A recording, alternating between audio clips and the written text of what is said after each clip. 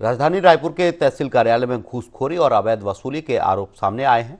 दस्तावेज नहीं मिलने से नाराज वकीलों ने तहसील कार्यालय में जमकर विरोध किया। मामला जब कलेक्टर तक पहुंचा तो प्रशासन ने संज्ञान लेते हुए कई बाबुओं के तबादले के आदेश भी जारी किए हैं। इस पर देखिए हमारी एक खास रिपोर्ट।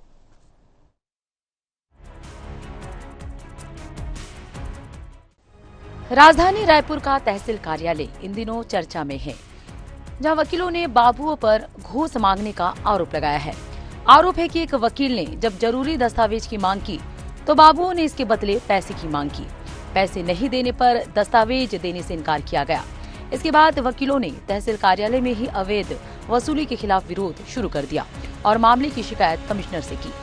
हमारे तहसील कार्यालय में भ्रष्टाचार भरपूर व्याप्त है मैडम। जब तक आप पैसा नहीं दो, ना फौती नामांतरण होता है ना नामांतरण होता। फौती नामांतरण वो होता है मैडम जब किसी पिता की या किसी खातेदार की मृत्यु होती है तो उसके वारिसानों का नाम दर्ज किया जाता है। ये अत्यंत दुर्भाग्यजनक है कि त्रिपाठी अधिवक्ता के जिस प्रकरण में थे फौती नामांतरण पे थे, मृत्यु के उपरांत उसके बच्चों का नाम चढ़ा रहा था, उसके लिए 3000 रुपये की मांग वहाँ के कर्मचारी की दवा की थी।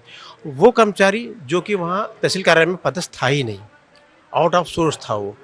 और उसकी शिकायत करने के उपरांत इसकी शिकायत जब हुई, शिकायत त्रिपाठी जी ने शिकायत किया तो उसके बाद तहसील कार्यालय में विरोध किया गया और बताया गया और उसके विरोध के परिणाम स्वरूप सबका ट्रांसफर किया गया है, वहाँ पे कर्मचारियों का ट्रांसफर किया गया।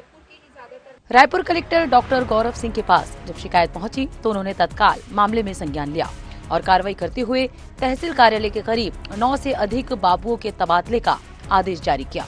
वहीं इस पूरे मामले पर तहसीलदार का भी बयान सामने आया है। उसमें संज्ञान में आया था कि नकल प्राप्त होना था उनको, वकील साहब को, और संबंधित पीठासीन का साइन भी हो गया था। उस न्यायालय के बाबू ने निवेदन किया था कि भाई 10 मिनट रुक जाइए वकील साहब, पैसे ले रहे हैं फिर दे देंगे करके, और उसी बीच ये घटना हो गई।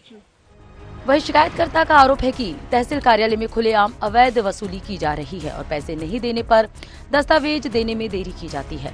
हालांकि ये मामला सिर्फ रायपुर तहसील तक ही सीमित नहीं है, बल्कि जिले के अन्य तहसील कार्यालयों में भी इस तरह की शिकायतें सामने आती रही है। शिकायतकर्ता हमारे साथ मौजूद हैं और इन्हीं से सीधे जानेंगे क्या कुछ पूरा मामला था, किस तरीके से ये वीडियो जो है वो वायरल हुआ, क्या कुछ कहेंगे? मेरे पक्षकार का एक मामला था फौती नामांतरण का। उसमें आदेश के लिए वो नियत किया गया था और काफ़ी समय से नियत चला आ रहा था। हमारी एसोसिएट्स वहाँ जाती थी पता करने के लिए कि आदेश हुआ कि नहीं हुआ। तो वहाँ पे एक बाबू था जो कंसर्निंग था, वहाँ पे हमेशा जो मिलता था, जो हमेशा उपलब्ध रहता था, जो डील करता था, उसने बार बार हमारे एसोसिएट्स को ये कहता था कि आप हमारा खर्चा छोड़ दीजिए, ऑर्डर हो जाएगा। जब तक खर्चा नहीं छोड़ोगे ऑर्डर नहीं होगा। और अगर आप नहीं छोड़ती, हमारे एसोसिएट्स ने उनको कहा भी कि हमारे सीनियर जो हैं त्रिपाठी जी हैं, उनके बारे में सबको मालूम है कि वो पैसा दे के ऑर्डर नहीं कराते हैं, ना वो किसी को पैसा देते हैं। बोले ऐसा कौन सा वकील है जो पैसा नहीं देता है? आप मेरे को मिलवाइएगा, उनको भेजिएगा, मैं उनसे बात करूँगा, देखना वो पैसा भी देंगे। अब कहा भी मानेंगे। आपको शायद अनुभव ज़्यादा नहीं है, जबकि मेरी एसोसिएट्स खुद भी 12-15 साल पुरानी है, मेरी सबसे ज़्यादा सक्रिय एसोसिएट हैं। इसके बावजूद जब उन्होंने आके बताया तो मैंने इस बात की शिकायत भी की अपने एसोसिएशन में।